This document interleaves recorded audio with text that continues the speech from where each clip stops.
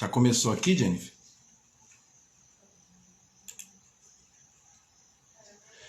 Shalom Adonai.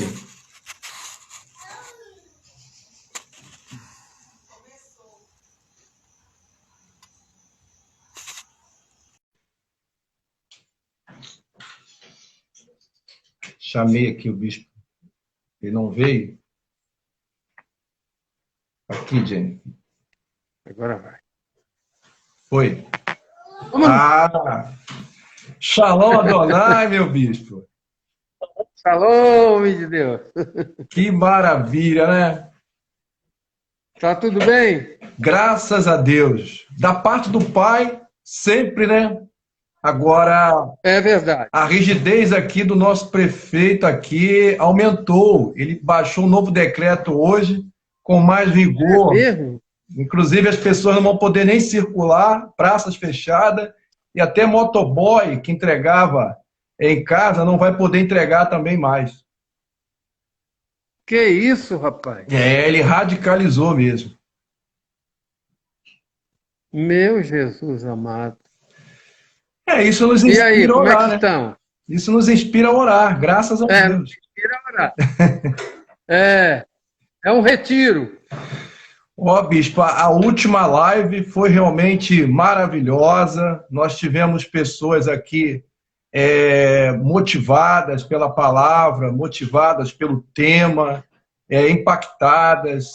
Até aquele momento em que a câmera virou acidentalmente e o irmão Foi. falou: arrebatamento não. Até aquele momento ali, a irmã hoje estava dando testemunho que falou com ela profundamente, que ajudou muito ela numa Amém. situação que ela vivenciou semelhante. Mas ela até falando, Que poxa, o trato do bispo, a atenção, o carinho dele, a paciência naquele momento me tocou, porque eu estava precisando realmente daquela palavra, e Deus me mostrou através daquela situação acidental que ele fala como ele quer e ele fala quem ele quer. glória a Deus. É verdade. É verdade, meu irmão. E como é que está o seu menino? Ah, ele tá bem animado, tá alegre, queria participar aqui, eu falei, não, espera mais um momentinho, ainda não. Tá certo. Mas o tema E hoje nós estamos aqui. foi E nós estamos aqui, né? isso. Nesse isolamento, mas com uma certa mobilidade.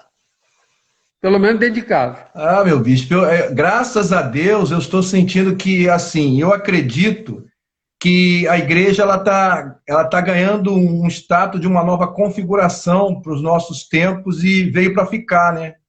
Ela não mais será a mesma depois desse advento. Eu concordo. Eu entendo até que a igreja ela está descobrindo uma nova fórmula de comunicação com a membresia, com a comunidade, que ela tinha à disposição, mas não tinha aquele despertamento para utilizar, talvez, ou a necessidade. Mas agora que a igreja conseguiu ingressar nessa nova forma, é provável que depois de passar tudo isso, a igreja continue usando lives, usando todo esse recurso, né, para se manter em sintonia com os membros, as lideranças, os pastores, e a igreja sai ganhando. Seja qual for o resultado final de tudo isso, a igreja nunca perde, porque ela está com Jesus, ela sempre ganha, né? Graças a Deus por isso. Nossos irmãos aí estão chegando. A nossa irmã Alessandra Medeiros, não é isso? Magno. É o irmão Magno Quezado. O Magno Quezado é filho do pastor Quezado, Francisco Quezado. Amém. Também está presente. A irmã Alê Medeiros. Nunca é demais agradecer ao Alessandro, vosso cunhado aí, que tem nos dado todo o apoio, todo o suporte. Não, é meu genro. O seu genro, isso. Não, maravilha. Mas é importante abordar esse tema, inclusive outra configuração da igreja que é interessante. nós vivemos um tempo assim meio conflitante com relação, até o irmão comentou na live passada, sobre a igreja dos grandes eventos, né, das grandes manifestações. E isso está mudando também, porque inclusive pastores, pregadores e assim figuras célebres, hoje elas estão disponibilizando conteúdo de forma gratuita e ao alcance de todos. Eu tenho me deleitado, eu tenho aproveitado o máximo daquilo que está disponível. Amém. Hoje. Olha, chegou também o pastor Fabrício Regiane, que passou, o Alessandro está em sintonia também. Amém. Está caminhando. Isso aí. Daqui a pouco a gente vai chegar lá, no ápice, e com toda certeza nós temos uma palavra hoje muito sugestiva, profunda, que eu considero base da nossa missão, né? Que é a fonte capacitadora. Eu posso resumir como fonte capacitadora. Amém. O Fabrício Regiane está me dando saudação com a paz do Senhor. Paz do Senhor. Olha lá, bom te ouvir. Viu? Fabrício. É bom estar com todos eles, né, bispo? Parece que ele está pastoreando em Novo Horizonte, lá no município de Serra, no Espírito Santo. Eu não tenho certeza, parece que é Novo Horizonte, que está lá o pastor Fabrício Regiane. É uma família de pastores. Glórias a Deus. Aleluia. A irmã dele, a Giovana, a esposa do pastor, lá em Portugal. Ó, Michele. Ei, irmã Michele, paz do Senhor. Paz do Senhor.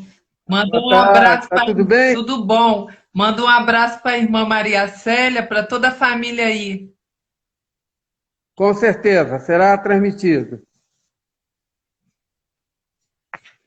Amém. O que seria...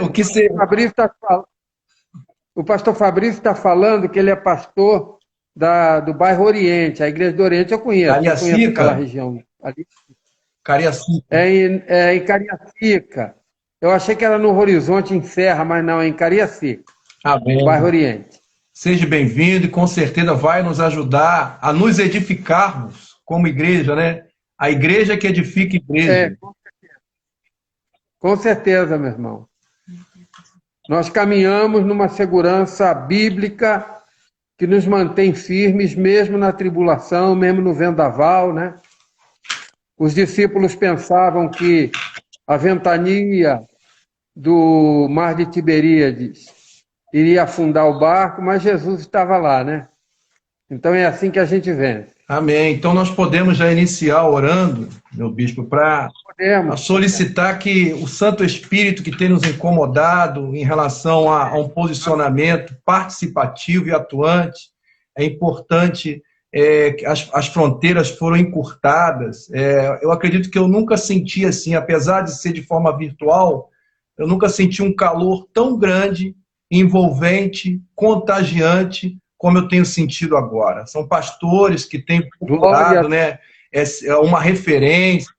E hoje eu vi já um debate falando a respeito de pastores que estão, num momento como esse, passando por enorme dificuldade, justamente por sentir falta de exercer aquilo que faziam com amor, não é? Com carinho, com devoção, com entrega. E eu sei que isso é duro ficar recluso, é duro ficar longe, é como se a gente estivesse fora do nosso habitat natural, não é? Mas é importante buscar referências. E eu agradeço a Deus por sua vida, bispo, que tem nos proporcionado essa condição, por meio dessa live, de não só matar a saudade, transmitir o seu alô, compartilhar conosco essa vasta experiência e conhecimento, e que, diga-se de passagem, é um conhecimento vivo, um conhecimento acessível, não é? Então, um conhecimento agora, pode até acrescentar, próximo de nós outros que aqui estamos. É verdade. Então, glórias a Deus. É verdade. Com certeza. A gente traz marcas, né? A vida da gente é marcadas por Deus, usando ferramentas humanas, usando circunstâncias humanas, usando provas, e muitas vezes até a ação do inimigo contra nós, Deus usa para o nosso bem e usa para o nosso crescimento espiritual.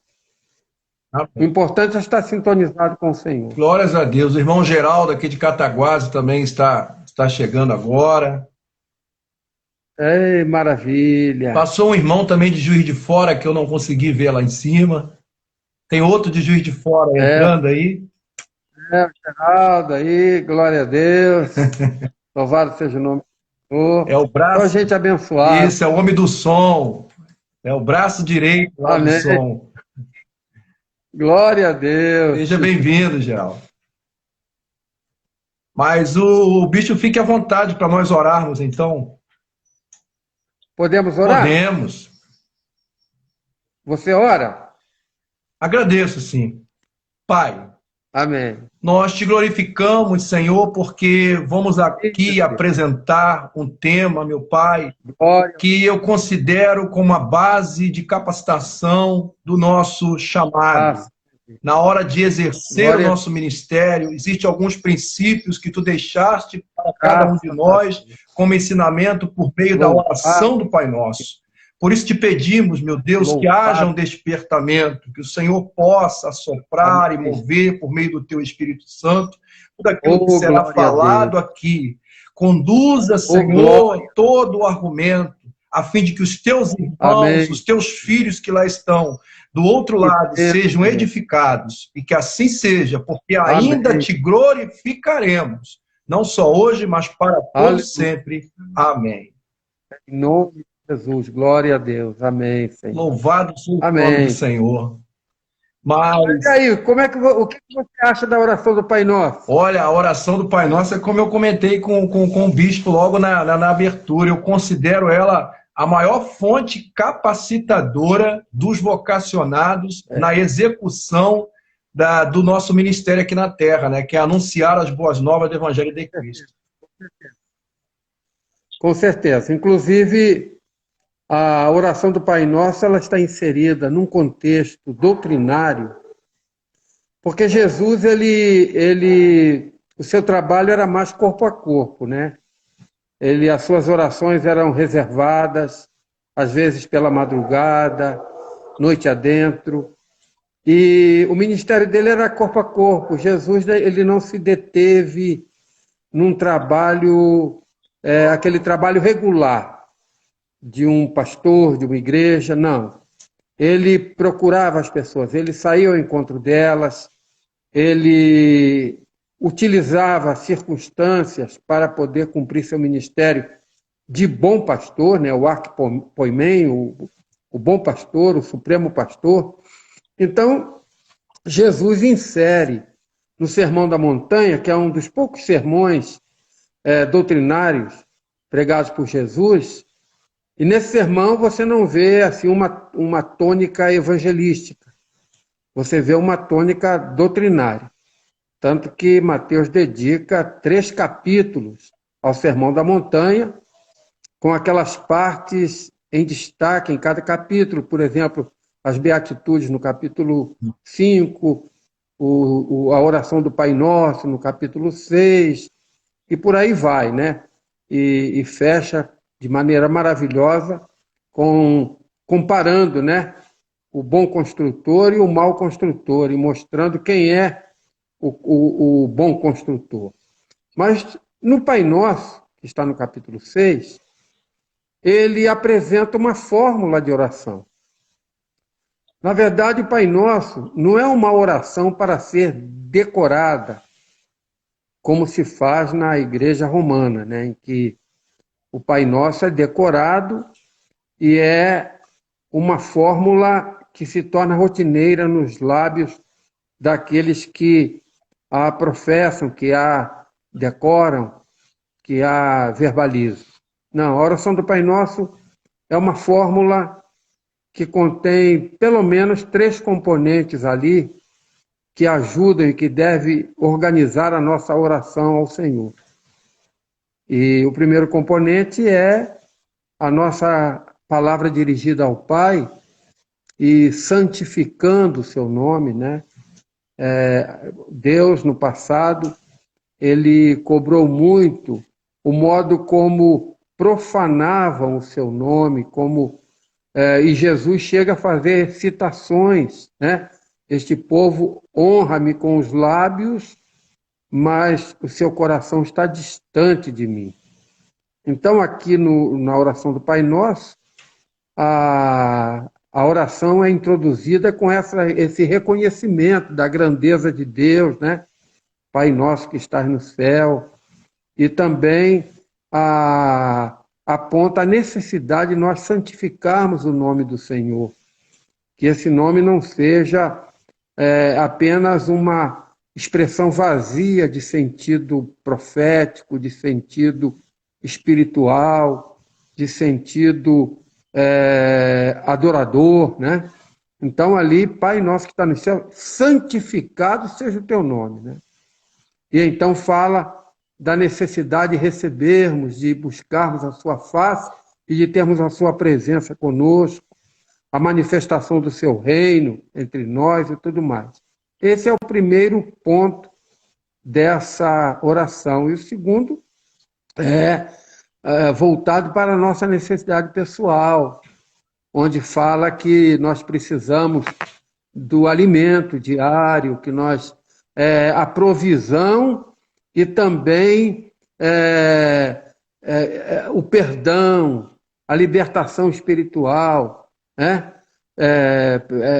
O pão nosso de cada dia nos dá hoje, perdoa as nossas dívidas, a dívida, o pecado e a necessidade de perdão, de receber de Deus.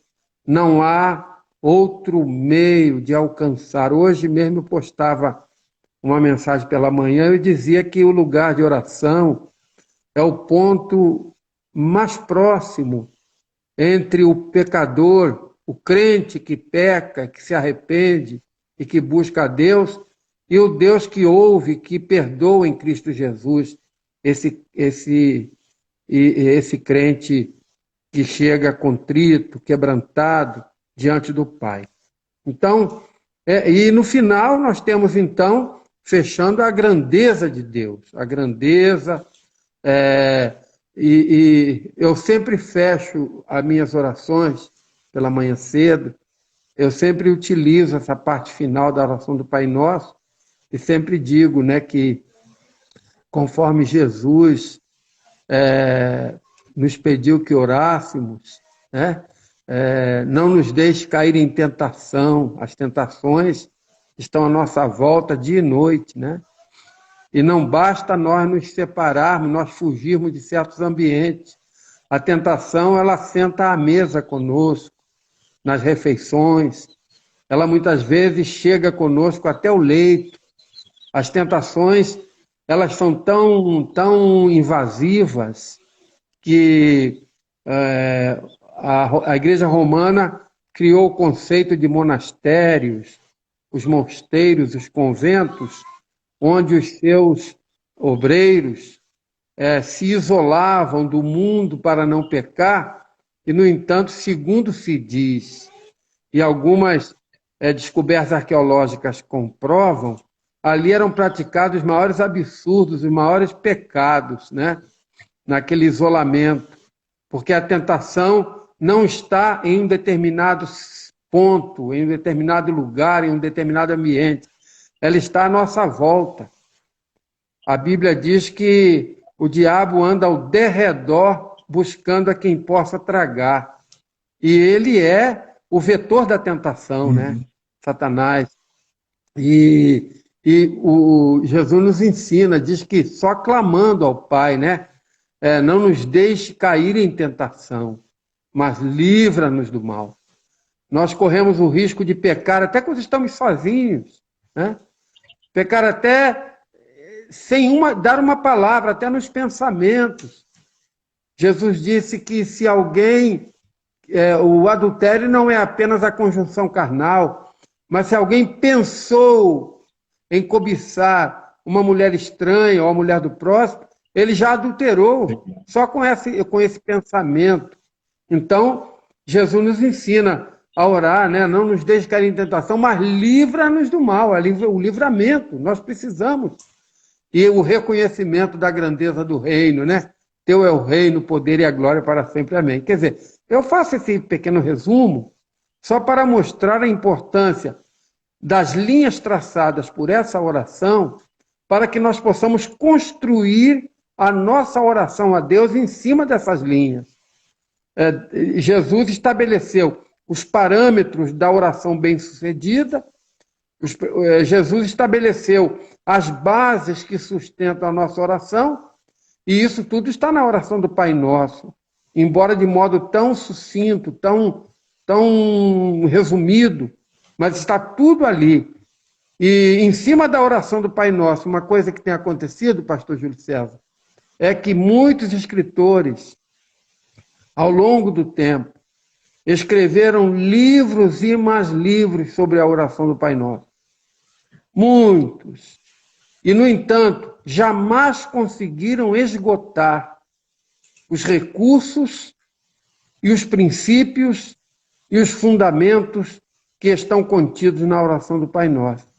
Por mais que se escreva sobre essa oração, ainda há muito que se falar sobre ela e ainda há muito que se aprender com ela. Certo? É verdade, meu bispo. O que é mais interessante é que realmente Jesus, conforme o bispo muito bem lá mencionou, quando fizemos a retórica de voltar nas bem-aventuranças, ele vai, assim, de certa forma, contrariando uma ordem religiosa, né? Que elencava alguns pressupostos para nivelar, assim, quem deveria realmente receber honraria, receber as glórias, ser alcançado pelas bênçãos. E Jesus inverte isso tudo, coloca lá, ó, que para receber tem que saber dar. Então ele mostra que a base é a reciprocidade, né? Misericordiosos alcançarão misericórdia, e por aí vai, pacificador, eles herdarão a terra, os que choram porque eles serão consolados. Então Jesus vai mudando isso tudo, ele dá um nó na cabeça daqueles homens, não é? Ele começa a inverter tudo aquilo que eles achavam que estavam realizando de forma correta, amparados pela lei e amparados até pelo próprio costume religioso. E é interessante que Jesus Cristo, ele antes de entrar na oração do Pai Nosso, ele usa a argumentação em cima de três pilares que sustentam a religião hoje. Eu acredito que quase todas as religiões são sustentadas por esses pilares, que é a esmola, né, a caridade, é o jejum e a oração. Acredito que o budismo, islamismo, o cristianismo, acho que a maioria das grandes religiões, elas adotam como pilar de seu sustentáculo a esmola, realmente caridade, a oração e o jejum. E que eles faziam questão, e ainda hoje, nos nossos dias atuais, de expor aquilo que estão fazendo, aquilo que estão realizando. E Jesus novamente contraria todos eles, afirmando, ó, quando fizeste algum desses eventos, fazei em secreto. Então, essa que é a palavra que ecoa no nosso coração, não é mesmo? Fazer em secreto. E isso pressupõe realmente essa intimidade com Deus. Inclusive, pastor Júlio, há uma expressão que Jesus repete aqui no capítulo 6. A primeira repetição é no versículo 5, a primeira menção no versículo 5, quando ele diz: e quando orares, ou seja, se você vai orar, quando você ora, você tem que observar isso. Então ele explica, não sejas como os hipócritas. Isso. Então a oração, ela pode ter um conteúdo hipócrita, ou seja, quando alguém ora para ele mesmo ou para as pessoas ouvirem, né? Eu sei de casos, já ouvi falar de casos de crente que joga indireta na oração, né?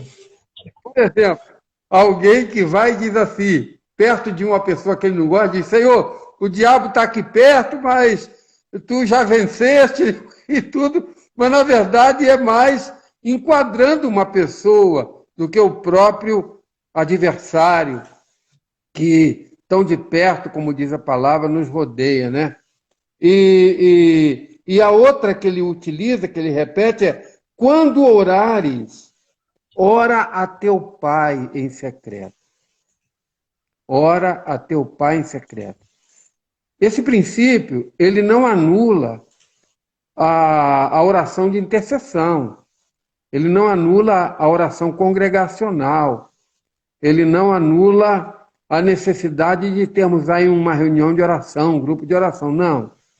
Ele apenas demonstra que a oração pessoal, ela deve ser privada, ela deve ser em um lugar separado, um lugar de oração, onde ela possa ser praticada com quebrantamento, com temor, em santidade, em entrega e em contrição, porque quantas vezes nós cometemos um pecado, às vezes até um pecado tão sutil que nós nem nos damos conta dele. E então nós temos o dever de nos prostrar. Eu escrevi sobre isso hoje pela manhã, naquela oração penitente de Davi, quando ele, contrito, ele cai aos pés do Senhor, ele desaba aos pés do Senhor, contrito, meu Deus, né? E buscando perdão, buscando transformação. E o apóstolo João, ele coloca isso com uma clareza extraordinária na primeira epístola, quando ele diz: filhinhos, estas coisas vos escrevo para que não pequeis. Porém, se alguém pecar, Deus é poderoso para perdoar. Deve se arrepender, deve buscar o Senhor. E isso é a oração em todo o seu objetivo, que é de nos transformar, que é de nos capacitar, que é de nos limpar, inclusive. Oração, buscar a presença de Deus. Verdadeiramente, meu bispo. Até se a pessoa for parar para analisar de forma superficial, ela vai interpretar como um antagonismo ali, quando o Senhor anuncia que deveis orar sim, dando modelo, mas ao mesmo tempo, olha, não fazeis como fazem os doutores, né, que usam de vãs repetições. Então é interessante mesmo, porque é uma oração para ser refletida, uma oração para ser sentida, uma oração para ser analisada, e aí, de uma forma mais profunda, para ser vivida, não é? Uma oração que realmente nos toca, nos chama a atenção, nos mostra, e uma oração que ela tem um propósito didático aí, porque ela nos instrui a forma de nos comportar também. Eu até separei aqui algumas coisas que eu queria dividir com respeito à oração, que 6 petições incluídas na oração. 3 delas expressando a nossa paixão pela glória de Deus. E que paixões são essas? Pelo seu nome, não é mesmo? Pelo seu nome, porque ele é o alfa e o ômega. Eu acredito que a definição melhor que eu encontrei foi essa. Ele é o princípio e o fim. Nas palavras de Jó, com certeza, não é? Nas palavras de Jó, ele garante, por meio da graça, a própria vida, e ele tira a vida. Palavras de Jó, pela experiência que ele passou com o Senhor. Então, o seu nome de princípio e fim, alfa e ômega, já é uma paixão que nós temos que ter. Por esse nome que os israelitas não ousam repetir de forma em vão, pelo contrário, se refere a ele como Hashem, o Eterno. E o segundo é o seu reino. Interessante que o seu reino começa lá no haja. Quando ele fala haja, que tudo se criou, tudo se formou. Exatamente. Aí eu vou concluir lá no livro de... Mais à frente, no livro de Mateus 25, 34... aquilo que todos nós queremos ouvir, e certamente ouviremos, se assim o Senhor nos permitir, quando nos arrebatar para encontrar com Ele nas glórias. Vinde bendito de meu Pai, possuí por herança o reino que vos está preparado desde a fundação do mundo. Olha que palavra maravilhosa, não é? Ser recebido com essa palavra poderosa. E a terceira é a sua vontade aqui, a vontade do Pai, que ele afirma, é que nenhum daqueles que veio a Jesus Cristo se perca, mas que todos cheguem à salvação. Então, são 3 aqui petições, 3 expressões da paixão de Cristo incutida, revelada nesta oração do Pai Nosso. Com certeza, inclusive, quando Jesus faz a abordagem sobre a oração, utilizando a figura do fariseu e do publicano, Jesus mostra a questão da oração repetitiva, da oração apenas para as pessoas ouvirem, ou uma oração feita para nós mesmos, né? Ele diz que o fariseu orava e declarando seus méritos, suas virtudes, né? Sua força pessoal, eu dou o dízimo, eu jejuo e tudo. Quer dizer, como se Deus não soubesse que ele fazia essas coisas. E tudo indica que era uma oração para consumo interno. Isso. Era uma oração para as pessoas que estavam à sua volta. Mas Deus não estava ouvindo, porque Deus estava muito ocupado ouvindo a oração do publicano, que estava lá clamando por perdão, tem misericórdia de mim, pecador. Quer dizer, Deus não tinha, naquele momento, né, vamos usar a expressão muito humana e muito comum entre nós, né?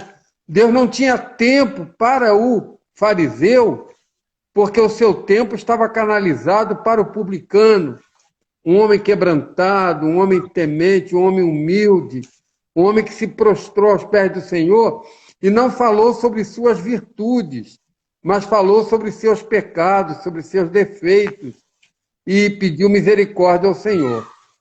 Enquanto o publicano buscava reconhecimento de Deus para as suas virtudes, o fariseu buscava reconhecimento de Deus para a sua virtude, o publicano buscava misericórdia de Deus para os seus pecados. Amém. Então, aí há uma grande diferença. Aquilo que realmente toca o coração de Deus, né, meu bicho? O irmão Leonardo falando aí, fala que o pecado começa na mente.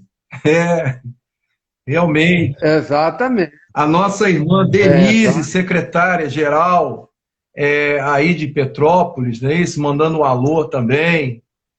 O nosso irmão Tiago, nossa irmã Sandra, irmã Maria Célia, que acabou de entrar. Maria Célia está lá, com o dedinho dela suspenso. Acenando.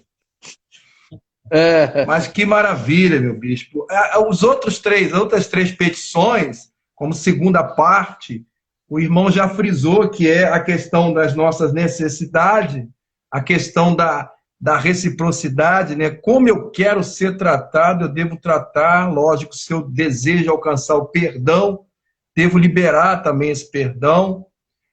A questão do livramento do mal, não é? E a Bíblia fala lá no livro de Tiago, sujeitai-vos a Deus e resisti ao diabo, e ele fugirá de vós.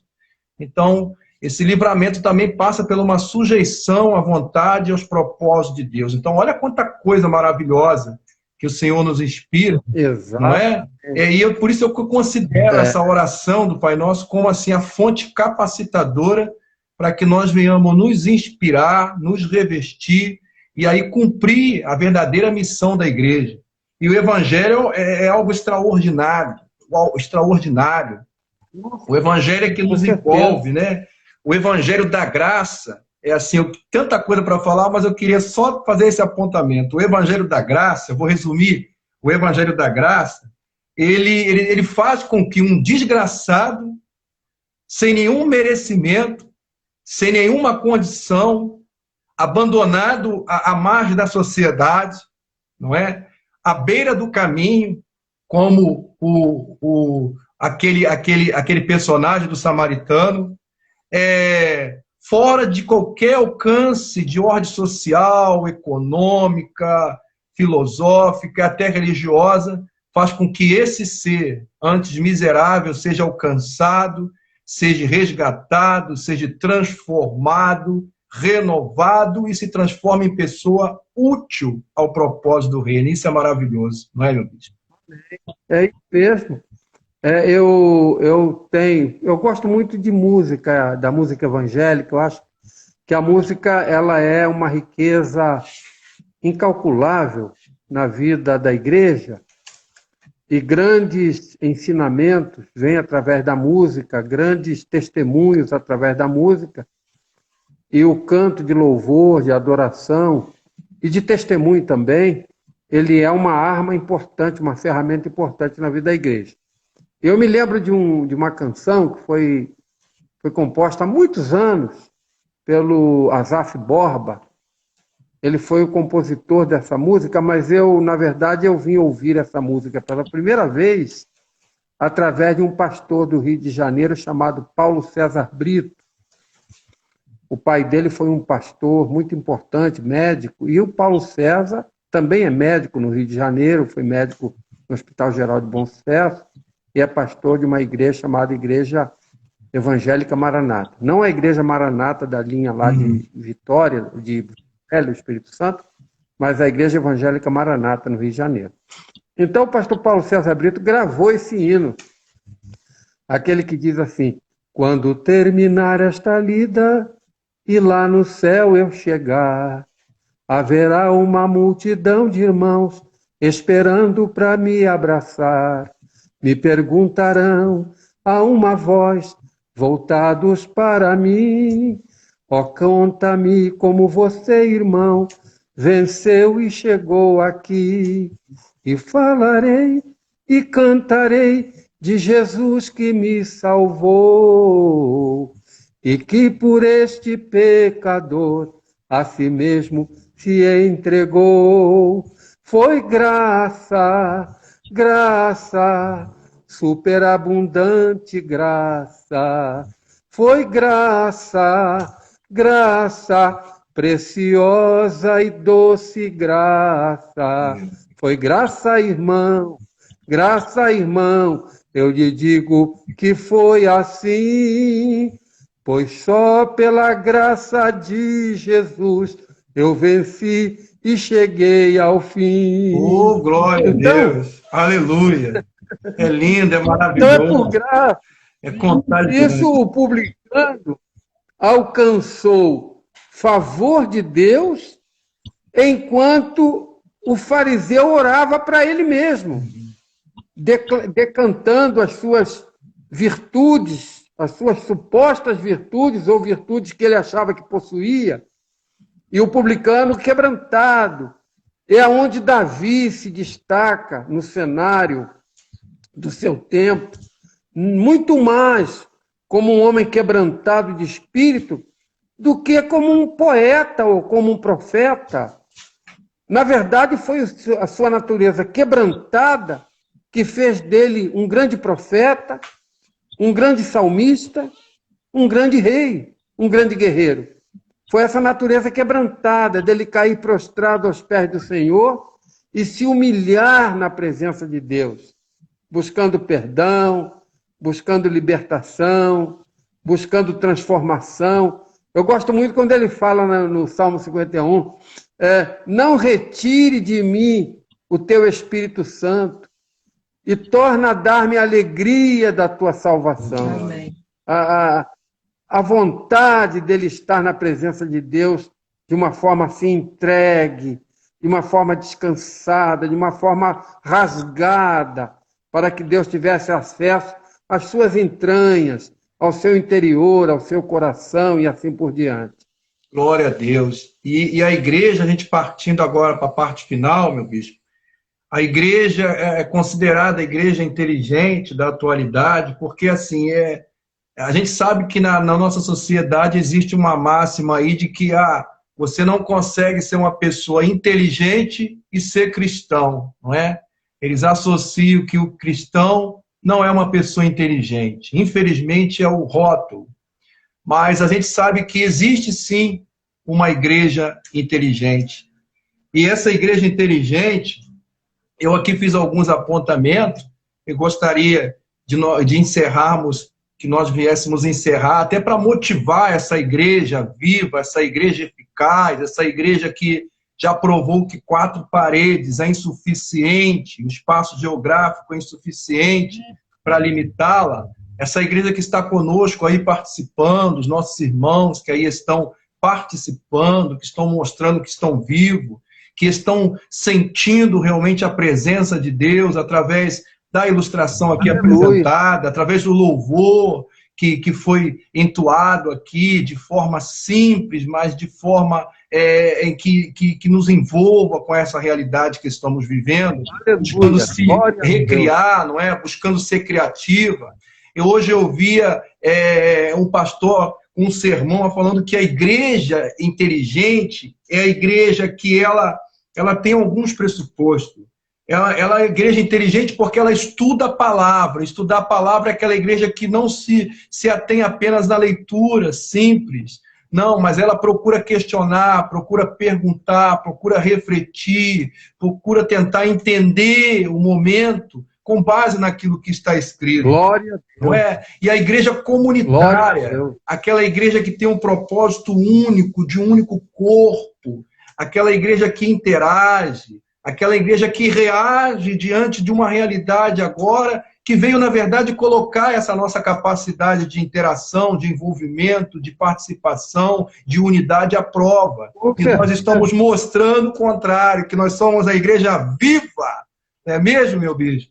Aleluia. E terceiro, são 4 pontos. Terceiro, a igreja generosa.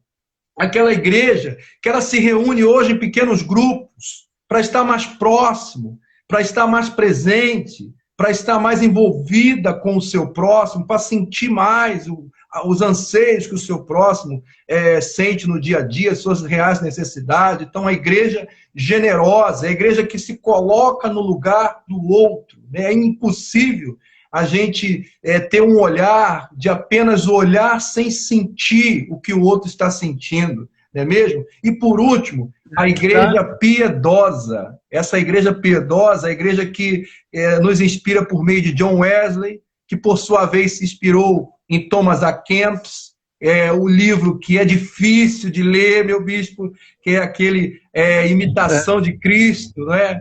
É um livro realmente que mexe com a gente, que inspirou John Wesley, e que até hoje, quando eu pego para ler, é impossível não ser tocado, porque logo a abertura do livro, ele nos chama a atenção a respeito da necessidade de ser imitador de Cristo, e ser imitador de Cristo, viver como ele viveu. Você falou sobre a igreja inteligente, uma igreja abençoada, generosa.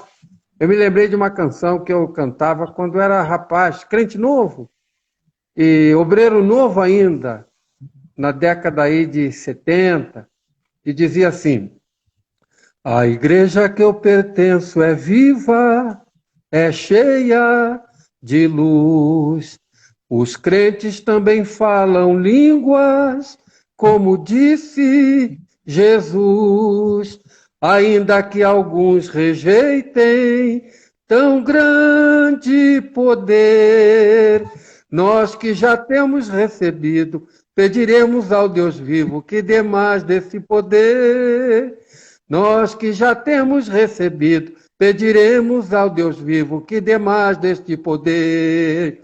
Igreja noiva de Jesus, que brilha tanto como a luz. Eu digo com toda certeza que só tu és a primitiva de Jesus. Glórias a Deus.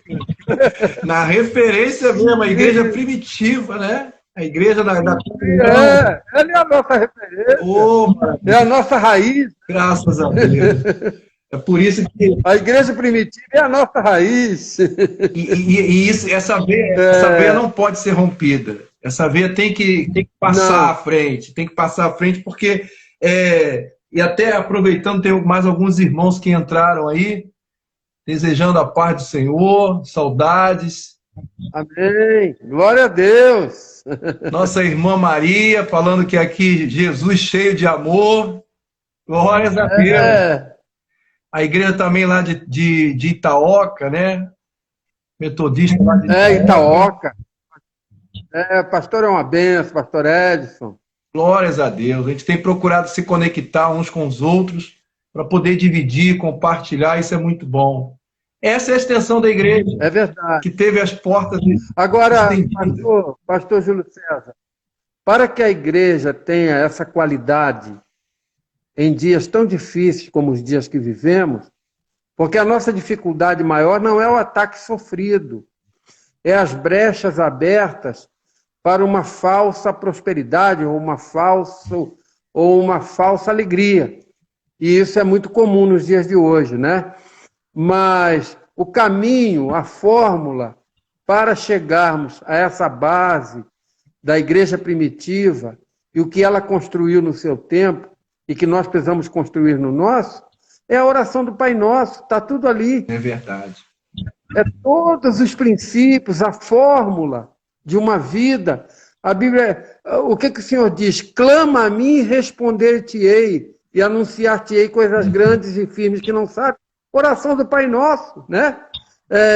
Ele, em várias ocasiões, a palavra de Deus aponta para a necessidade de orarmos, não a oração pela oração, mas uma oração quebrantada, que possa alcançar a graça de Deus, que possa chegar a Deus com agrado diante dele.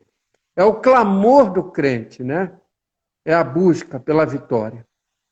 O nosso irmão lá de Itabuna também está chegando aqui, a nossa irmã de São Paulo, Mauá. A Mônica está mandando um abraço para Deus. Maria Célia e para o Bispo. Mônica está mandando um abraço também ao Bispo e a irmã Aí, Maria Célia. Célia, Mônica está mandando um abraço para você. Que maravilha. Que bênção. Glórias a Deus por isso. Meu Bispo, a igreja inteligente é a igreja que, no final da oração, na segunda parte da oração, no findar da oração, é a igreja que mostra tudo aquilo que Jesus mostrou lá no começo de tudo, invertendo a ordem toda, né? Afirmando que a Ele a honra, a Ele a glória e a Ele toda e qualquer adoração. Glórias a Deus por isso. Amém. Eu acho lindo. É o modo mais simples e, ao mesmo tempo, mais eficaz de terminar uma oração. É verdade. Porque teu é o rei, o poder e a glória para sempre. É isso. Aí você pode dar o amém. Hoje, quando eu orava, e o amém é interessante, porque a palavra do hebraico, que significa do hebraico, interpretação do hebraico, ela fala que amém significa rei, fiel, senhor. Então, o amém é uma junção de três personagens, rei, fiel e senhor. Então, o amém é profundo demais. Quando você chega no amém, você chega reconhecendo que Ele é o Senhor na tua vida, que Ele é Rei na tua vida e que Ele é fiel para cumprir as suas promessas na nossa vida. Pastor Júlio César, o irmão Carlos Martins, ele falou ali que nós devemos falar sobre o arrebatamento da igreja, mas isso só em outra ocasião. Isso, né? Com certeza. Porque o Instagram só nos permite conversar 1 hora, né? Isso, mas já fica aí, proposto. Irmão Luiz Carlos Martins, nós poderemos falar sobre arrebatamento da igreja numa outra live, numa outra altura, né? Para a glória de Deus. Pastor Loureiro está chegando aí também. Um abraço, meu amado. Mas isso mesmo, pastor, esse tema é bastante sugestivo, existem alguns apontamentos, os irmãos podem fazer esses apontamentos, e nós vamos estar marcando aí um novo encontro, e de posse dos apontamentos dos irmãos, com certeza, são muitas dúvidas, mas uma coisa eu sempre friso a todos que me perguntam a respeito dessa interpretação escatológica. Se atenham àquela parte em que Jesus afirma, se porventura eu voltar, eu acharei fé na terra. Então nós não podemos jamais apostatar da nossa fé. É importante. Com certeza. E para resumir, perseverar até o fim, que aquele que perseverar até o fim será salvo. Continuar exercitando, porque Jesus pode voltar hoje para a gente. Se ele aqui está lá hoje, me recolher, ele voltou para mim. Então a gente às vezes fica querendo adiantar algo.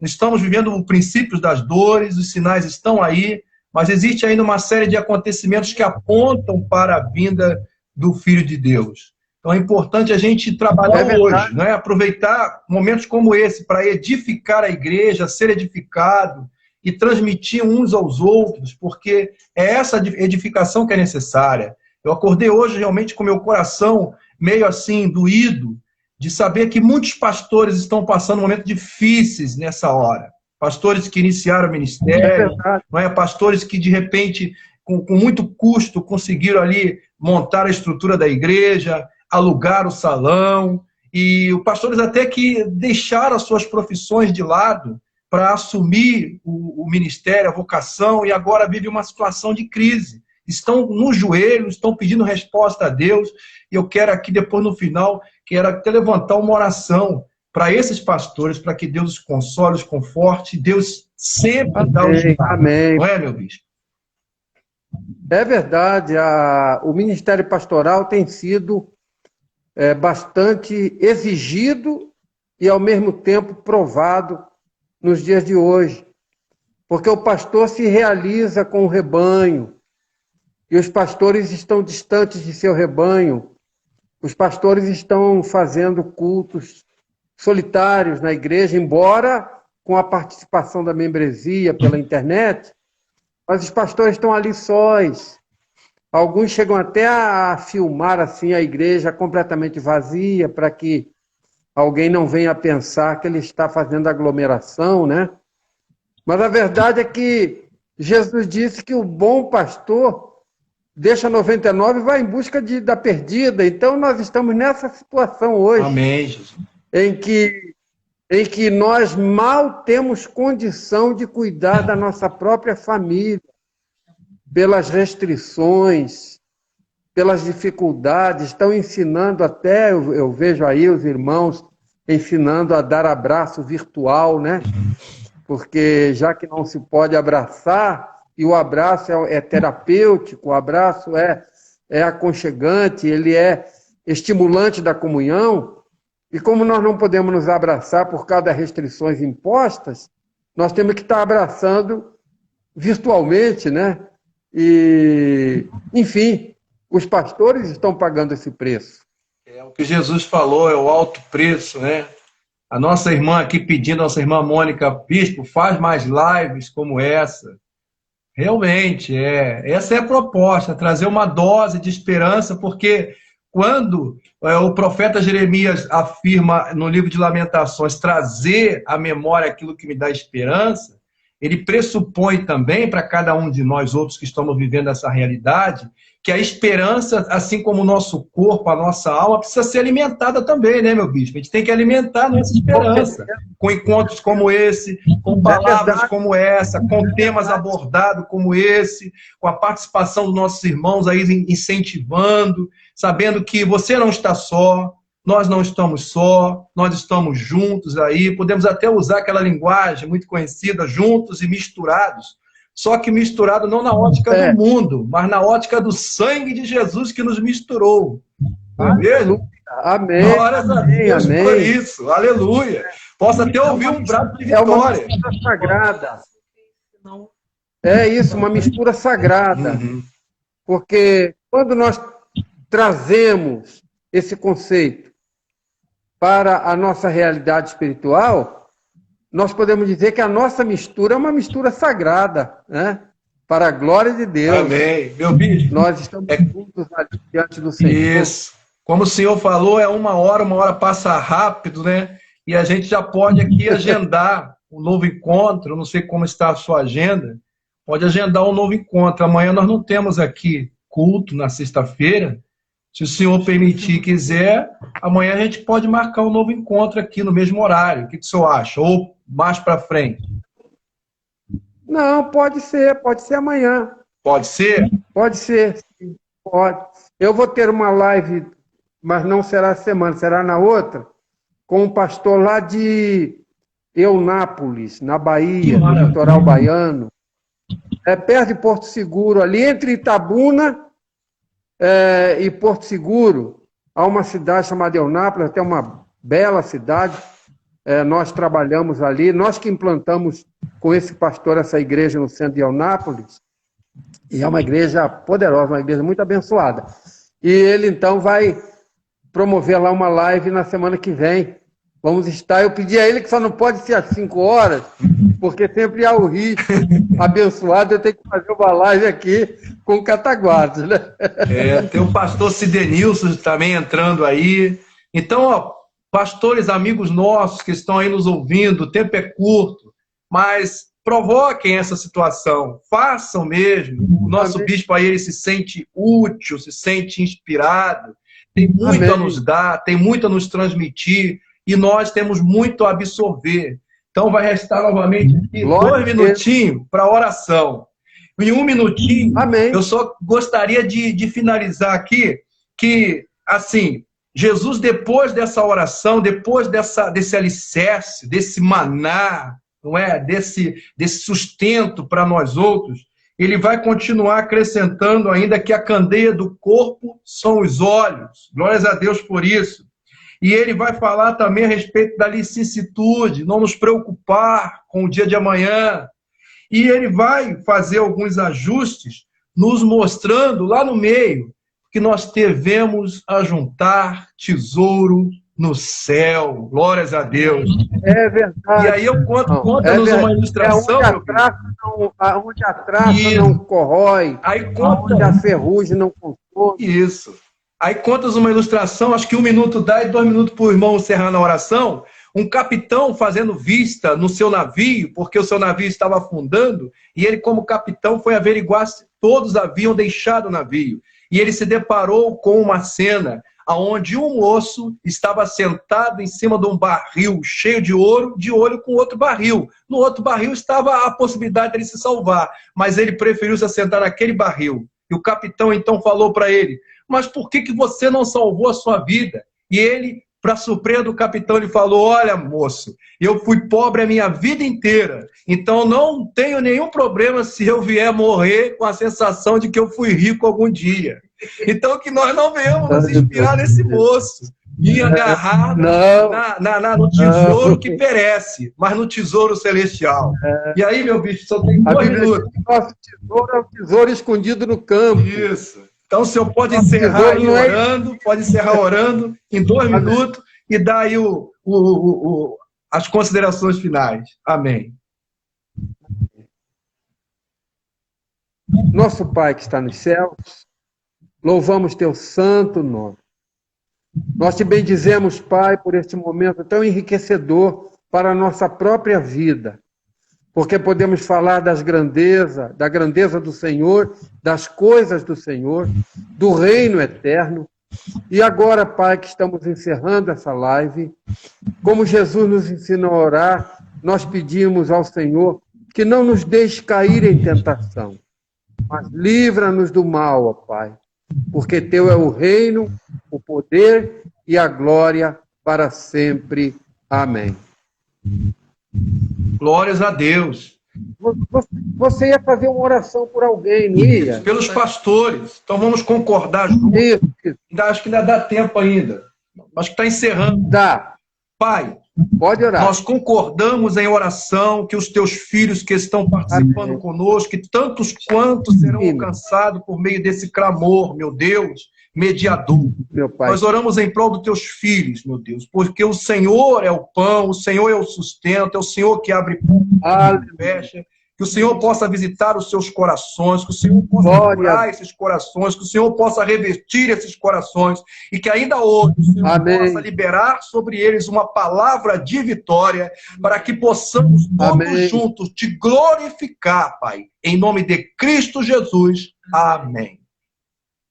Amém.